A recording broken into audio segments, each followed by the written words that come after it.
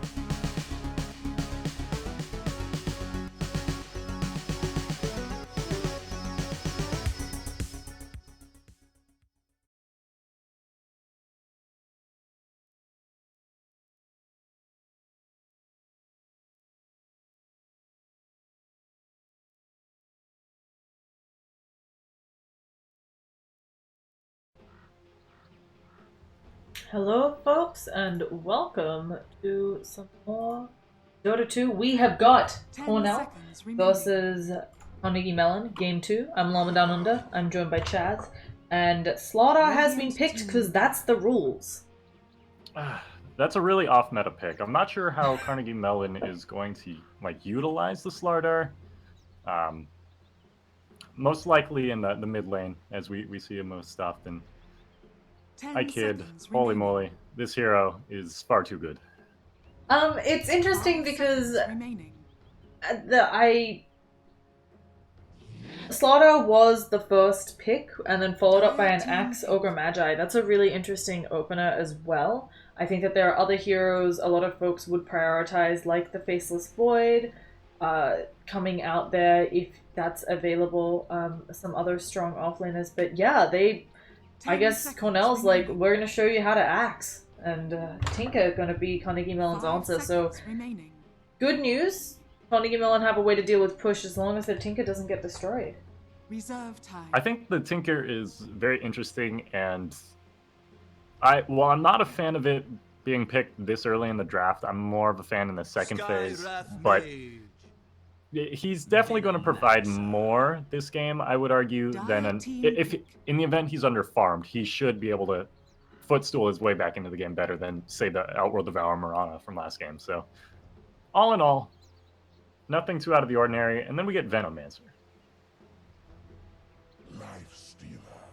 Yeah, Veno's a really interesting pickup. I've seen Venos in a lot of different positions. I think I've actually not seen as many support Venomancers recently as offlane Venomancers, but I'm kind of expecting Slaughter to be the offlaner. It could be that they try to run a dual lane, right? Slaughter goes, stuns them, Veno spits at them a lot. That's painful. 5 seconds remaining. I think it's... With the pickup of the Skywrath Mage now, Big Red Bears has kind of telegraphed their draft more so than CMU did last game, right? With the Axe last pick, it's like, where's it going? Is it jungle? Is it offlane? Are they going lanes? But with the Ogre and the Skywrath Mage, that just... There's your support core, right? So now CMU has a lot more flexibility in drafting where they know exactly what Cornell's going to do. The Venomancer should, if they want to, help tinker out in the mid. Just the Plague Wards are beyond obnoxious. So almost like a lesser Skywrath Mage just does it much quicker. I'm interested to see how it's used, because as you mentioned, I mostly see it in the offlane. But with the Slardar, that's probably not likely. I think that for Venno, there's a couple different ways you can run it. You can try to really focus on pushing the more supporty Venno, where you put a lot of points in Venomous Gale. I don't think is as effective right now. Of course, the other option is you can actually jungle very well as a Venno, but I'm not expecting that. I agree with you very much on the Skywrath comments, though. This Skywrath, we saw how much work Skywrath did last game to make sure that mid was won. Pretty much, there was no CS gained in the first almost 2 whole waves for the Carnegie Mellon mid because of the Skywrath. And if they can replicate that, it's so hard when your mid has been completely shut down to really rally in the mid game. I do like this Lifestealer pickup quite a bit. I know he's considered one of the strongest cores in the game right now, but he deals with laser better than almost any other core in the game, right? Just rage and you're free to go to town. So if slowing down the cores was the focus of the tanker, I think Cornell has done a great job of turning that strategy back on its head. Doug, a solid carry. Interesting choice into a Lifestealer, since Lifestealer does have that free magic immunity, but of course Lifestealer still does have to reserve time. Physical damage that comes out from early game. The rage is pretty mana intensive to be, but wouldn't be surprised if he can't keep throwing that out casually in lane. Also, if he has to run into a Venno, right? All of that dot damage is just such a pain. Very true. We will see. For Big Red Bears, looking for a strong mid. OD still in the pool. I'm not expecting to see the OD Radiant here. team ban. It underperformed pretty heavily last game. I still think it's a very strong hero. Although I don't like it as much into what CMU is bringing this game. The Juggernaut does... he fares pretty well against Outward Devourer. Lifestealer is a different story, but 5 seconds remaining. I'm not sure I'm on board with that.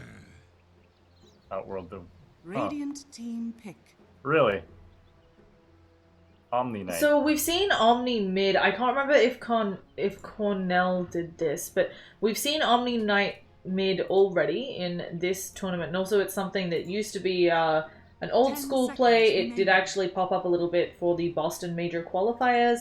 It's not crazy, it's just you really do need to dominate your lane, and into a Tinker, that's going to be interesting. Yes, you can get rid of worrying about the blind from laser with Repel, but anyway, we're not going to see it here, so I don't have to muse on it too much, but apparently something that they were worried about on Carnegie Mellon.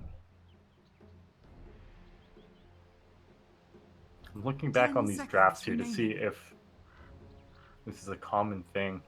I just feel like the Omni ban is almost a little bit wasted.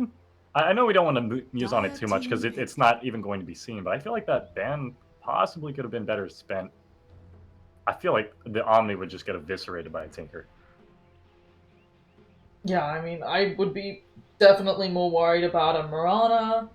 I would be more worried about the OD, or even just someone like Alina who can get a quick pick off if she finds your Tinker, especially if you know that people on Big Red Bears are comfortable with it. Even a Razor again, right? Got some passive ways of not having to worry too much about magical damage. But Carnegie Mellon, they've rounded out their lineup with Wyvern, which is another really interesting pickup. They're going a bit off the wall with this draft. I mean, the Venomancer we haven't seen much at all, if at all, this season. Winter Wyvern, very good against the Lifestealer. It'll help slow down a bit of just the visceral chunking that Cornell could do. And that Winter's Curse will actually do quite a bit of work if you get it dropped onto the Skywrath or the Ogre. That removes the hero altogether if Lifestealer's in the area. So, it's interesting. I like it. It's just, I'm not seeing how cohesive their team could be. An Alchemist. Oof. Alk's a really interesting pickup, especially after the Wyvern.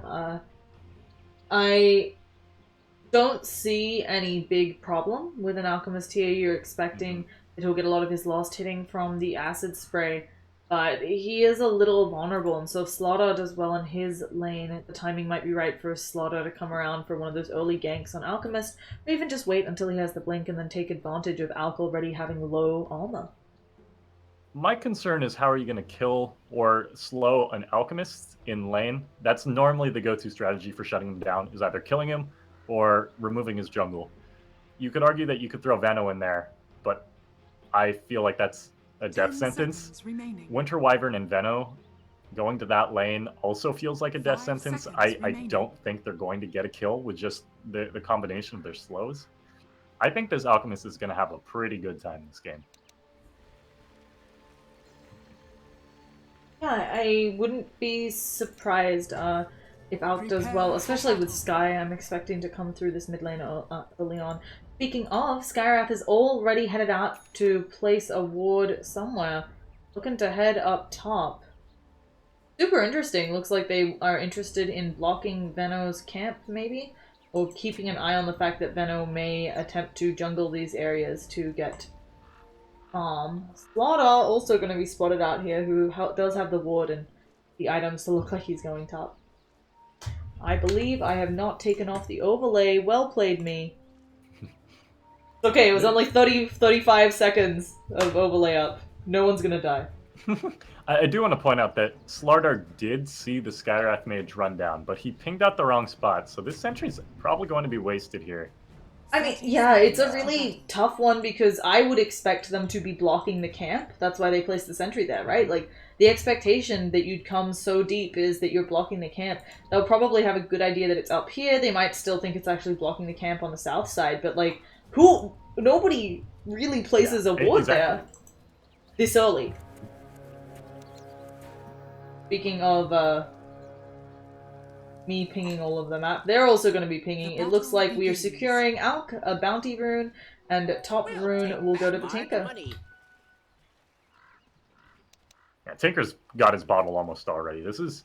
He's going to fare decently against the Alchemist for the early stages, and all the supports are here as well. I'm curious, are they going to stay?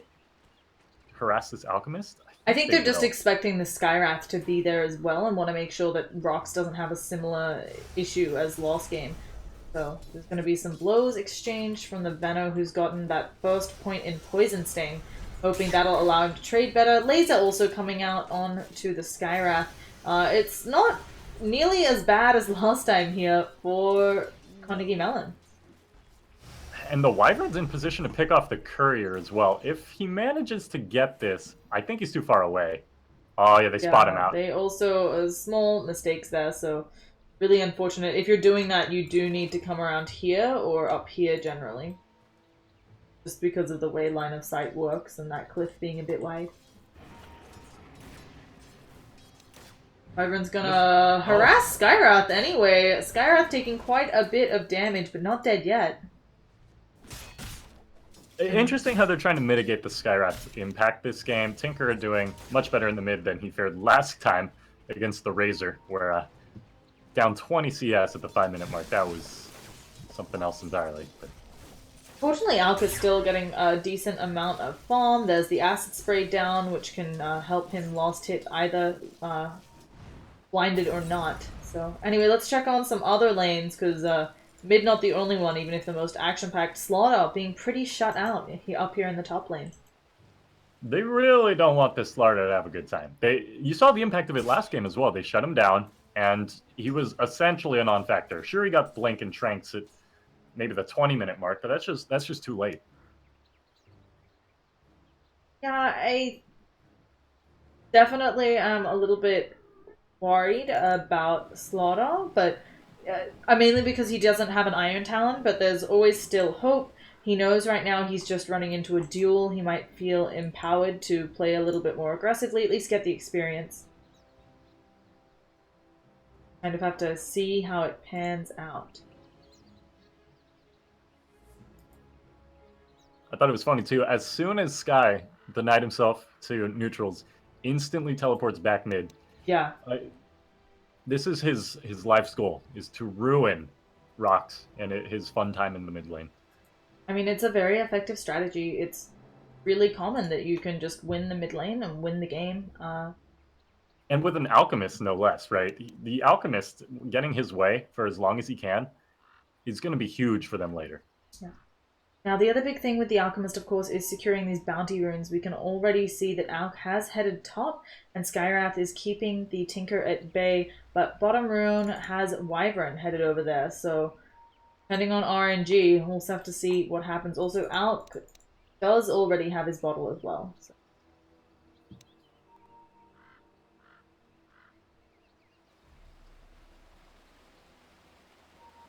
We're still excellent. Yeah. That's all good. These things happen. We weren't getting our obligatory pauses, you know? They didn't get the jitters out of the way at the beginning. I think sometimes you just gotta... Okay, we're just gonna reset the internet. Excellent. All these effigies are great, though. This Techie's one. I Do think they all have Techie's ones? it's teamwork. We got at least 2. I think that shows some superior team synergy going on. I think it's really funny that there's like no inscription on some of them. You got to inscribe your effigies. There is no effigy that is good enough, I think, without an inscription. I had no idea Techies could get that high off the ground. Oh no.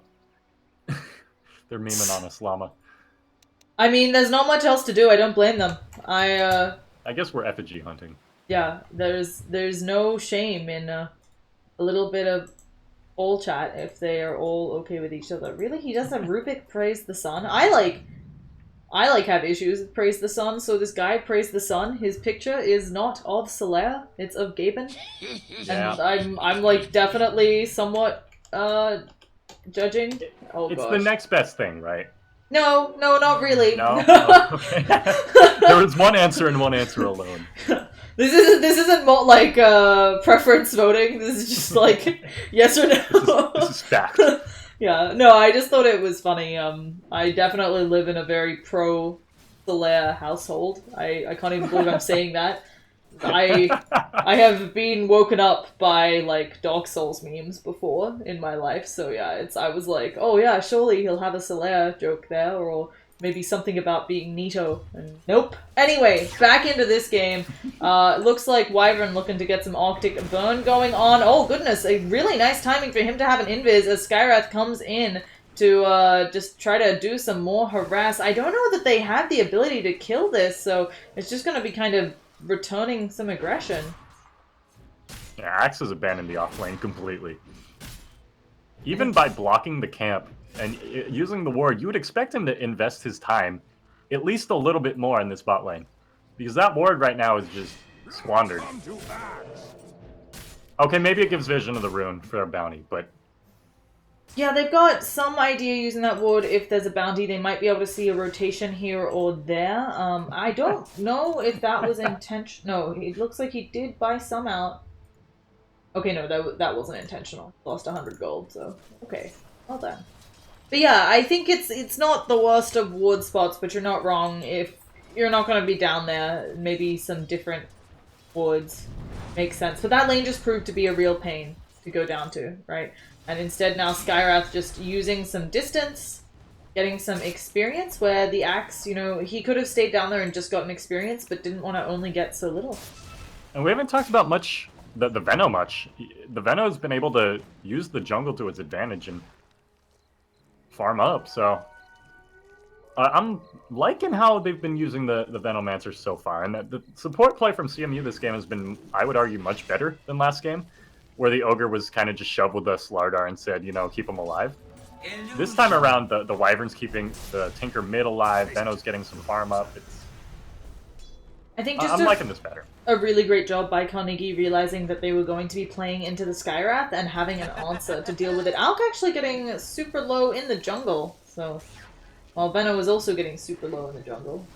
But yeah, Alk has gone to go do stacks, which means that Axe misses out on that. First Blood happens down bottom. Skywrath going down thanks to the Jug and the Wyvern.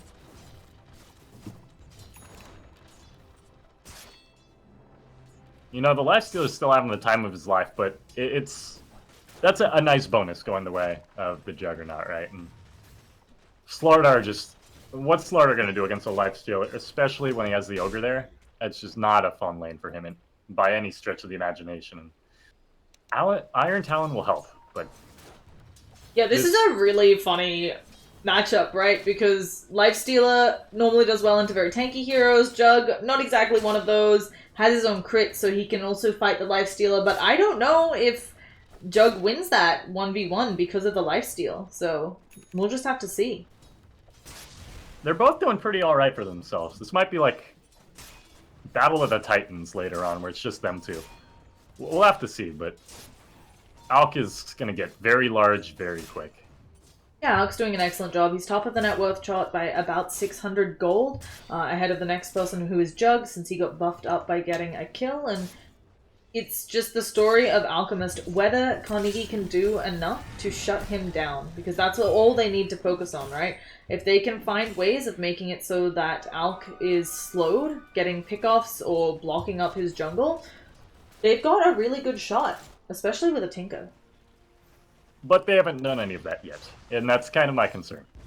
He's not snowballing out of control just yet. But I'm afraid that if they leave the Alchemist unchecked for long enough, that it's just going to get out of hand too quick. I think that there's definitely a scary problem with Alk, but I'm not sure whether CMU... I don't think they've missed the timing window yet, but I do think they have to be careful. Interestingly enough, all of these stacks, a lot of which the Axe did have a hand in making, they are just giving every single one to the Alk. So he is just going to continue to get further and further ahead. Yeah, that'll be the armlet done. Boots of Travel probably next on the menu.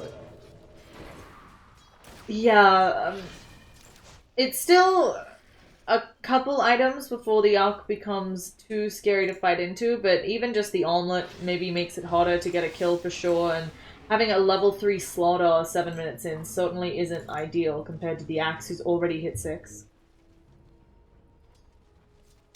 It's interesting how, even though they fill similar roles, the Slardar and the Axe, we've seen Slardar so much more. It's the Axe is such a great way to come back from a lost lane, and just defaulting to the jungle, right? Slardar does not have that luxury. Not by any stretch, right? He can't crush for easy last hits, and look, this is the best he could do right now. Yeah, this isn't so threatening. I think Slaughter had a really tough time. They used a sentry, didn't quite catch the ward. He wasn't able to get up in the lane against Lifestealer, and unfortunately this Slaughter, he didn't actually begin with the Iron Talon. He went back for it because he began with a lot of tangos. Oh, so this guy's gonna be dead here. Oh, the jukes! A Wow. really nice escape there, throwing out the slow as well so that Sol just doesn't have a fun time, and as you said, the jukes. The Juggernaut ulted very early. There was still at least 2 creeps left in that wave. But he just went for it and almost got the kill. 2 of the bounces were on the sky, but now Slardar's in trouble, and yikes. I think sometimes you just gotta go for it. The Jug knows that a sure way of accelerating his farm is getting those kills, and he's got kill potential, so I think really trying to make that happen is fair, but sometimes it doesn't go your way. I mean, when's the next time he's going to use Omni Slash, right? Yeah. There's not really going to be a good team fight scenario in the next 2 minutes. I think it was fine to go for, but interesting, if you waited just a bit longer, probably would have got a better bounce. Well, the Radiant are starting to begin a push. They are using wards, which don't care too much about your acid, and we'll see whether they can get enough damage on this mid tower done. That would be a lot of good map control for them. It is diverting the Alchemist's attention, at the very least, right? He's not just going to town in his jungle and farming to uncontrollable levels. That being said, he is getting every last hit in the wave, so probably not what CMU wants. Yeah, Alk's still pretty happy with this, and we can just see Tinker doesn't have enough denies. He's only sitting on 9. Nobody else who's been going mid has a sizable number of denies either, so Alk is just having a blast. And actually, the Veno gonna rotate down bottom. He is going for that ward build, so I wonder whether they plan to siege bottom. Omni Slash will be up in 17 seconds. Maybe they can make something happen. This is just... I feel like this is wasted time from the side of CMU. I don't know that holding 3 heroes down here is the best use of their time. With Alchemist just able to... He's grabbing another bounty right now. He can now default to his jungle yet again. This is getting scary. Yeah, being very lucky with those runes. Getting about 2,000, a little over 2,000 gold away from that Radiance. But that's really nice timing. He'll have it probably 13 minutes or so. And that's just excellent timing to have an Omelette and a Radiance on an Alchemist. And the fight gets really hard for CMU there because of the mischance. Yeah. It's... still have 3 heroes in the bottom lane. They have 2 soaking experience here from a Skywrath Mage. Axe just came back. Well, speaking of Axe just coming back, there it is, big Mystic Flare, and that'll be an easy kill for them. Onto the Juggernaut, a huge target there, and the first usage of the Blink just blowing things up here for Cornell. I think I touched on that enough. No reason to have 3 heroes there. Losing the Juggernaut is just salt on the wound. Like, look at Lifestealer right now. He's had solo experience, solo farm this entire game. What is Slardar going to do to him? There is absolutely nothing Slardar could do to him. Yeah, it's really rough here. It does feel like they've done a great job on Cornell, shutting down every single lane again. And a good part of that, their willingness to rotate. Axe heading over to the jungle when his lane was being a little bit tough. Skywrath, a hero who's fine with just getting experience, taking it over. Versus Wyvern and Aveno, 2 heroes who do really need the farm, so they just didn't have a great, easy answer. Now, the push is starting to come in for Carnegie. They are working on it with their Venomancer in mid. He doesn't have mana boots yet, though, so he doesn't have the easiest way of sustaining this. The wards are 20 mana, though. He should be A-okay, especially sitting on raindrops, to just be able to spam enough of these out. Gotta hope, and here we go. Oh, Slaughter does get picked up again in the top lane. This combo, the Axe plus the Skywrath, causing a lot of problems, but it does look like Carnegie will get the mid tower. It's gonna be in deny range right about now, and oh, lasers actually end the march, doing a lot of damage to Ogre Magi. Out gets the deny, but Ogre realizing he has to be very careful with all of that poison and all of the march.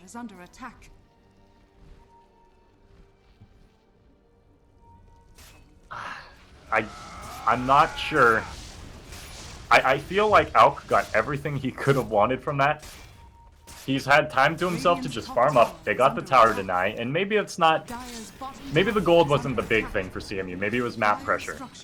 But at the same time, I feel like you have to secure the gold that you're missing out on just by letting this Alk go to town. And oh, we might have some sort of return. Engagement tower has fallen up in top. Axe uses the cold. There's the Mystic Flare dropped right on top of Slaughter. And there is no response now. Rock's taking a lot of damage here from Embers. A nice ice imprisonment. But will it be enough? They're going to use the... Infest. I thought he was going to use the Infest, but not quite. Embers getting spun on here. Cake's trying to come on in, but self-stuns. He does have that Radiance, but...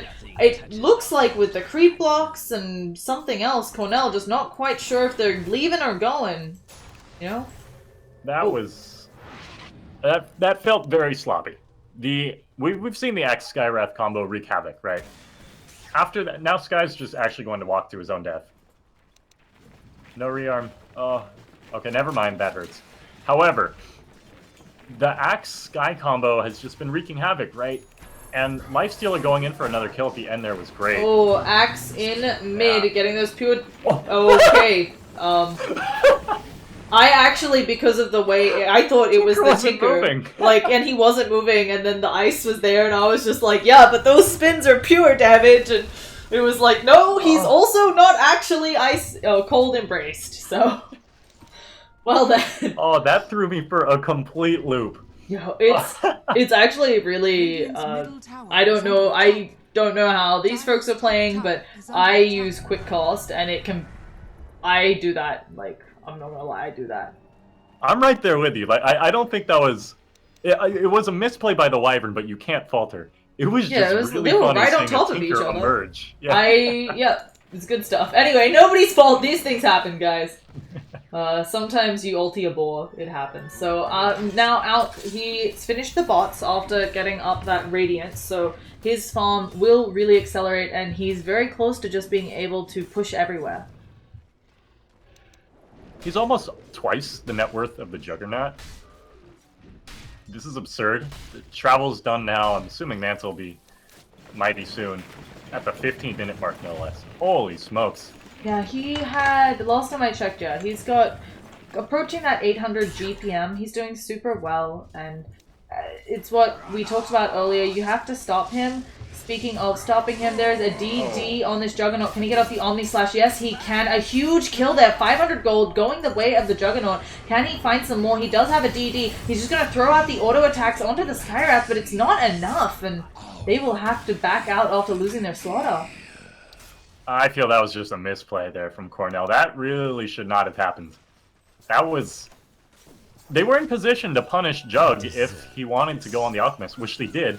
But Axe just misses the blink, and then Omnislash should come out without any repercussions, and that's a dead Alchemist. That is a huge pickup for them. It's also especially important that they got it on the Juggernaut. Helps accelerate his farm. And Juggernaut's gone for this Battle Fury. You can't, no matter what build, keep up with an Alk, but he's going to try. And we'll have to see how this ends up going. It should, at the very least, push him past the Lifestealer, who's only sitting at 440 GPM, while Juggernaut's at 500.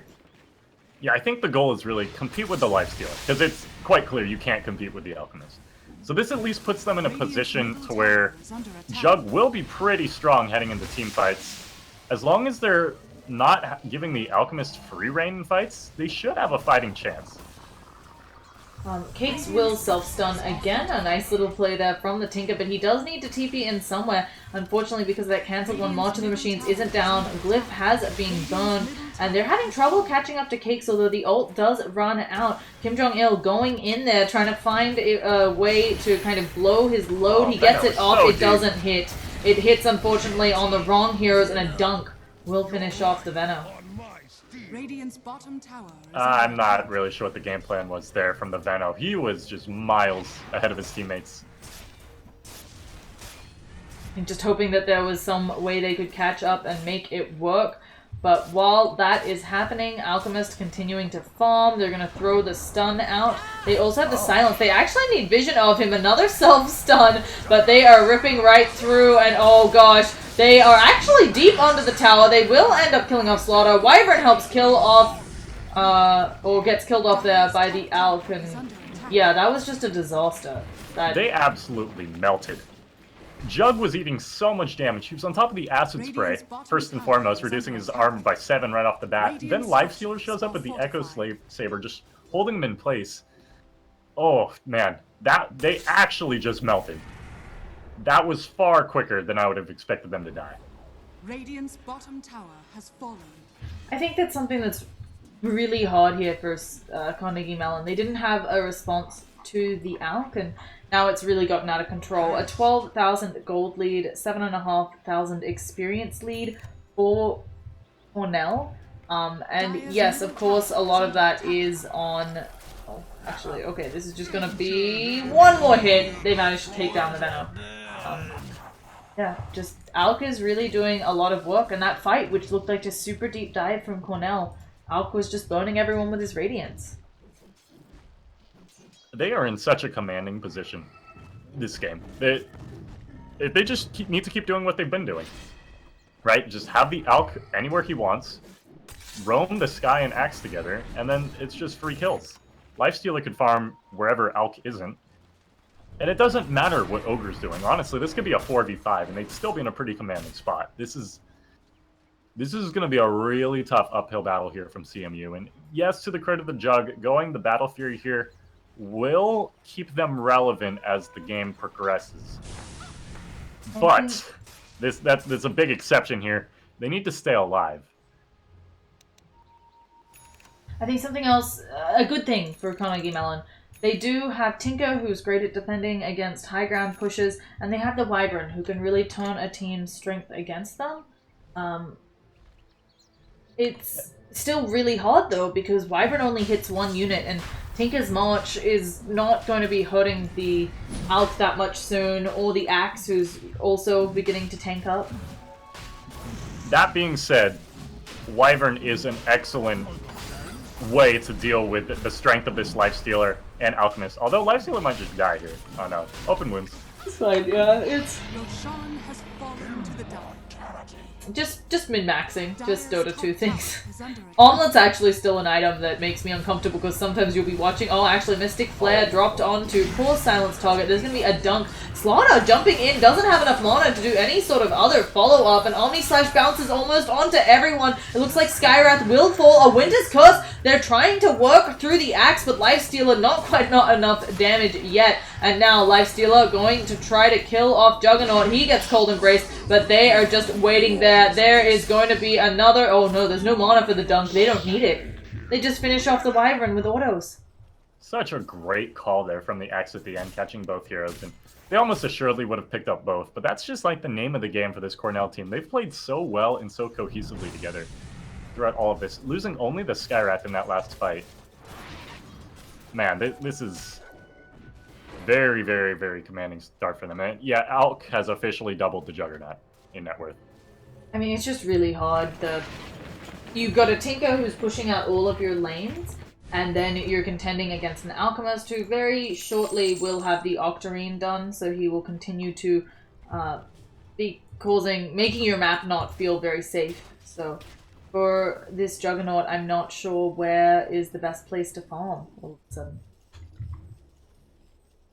Yeah, the Battle Fury, again, we've touched on it, but it was a good idea in premise. But what's he going to do now? He just has nowhere to farm.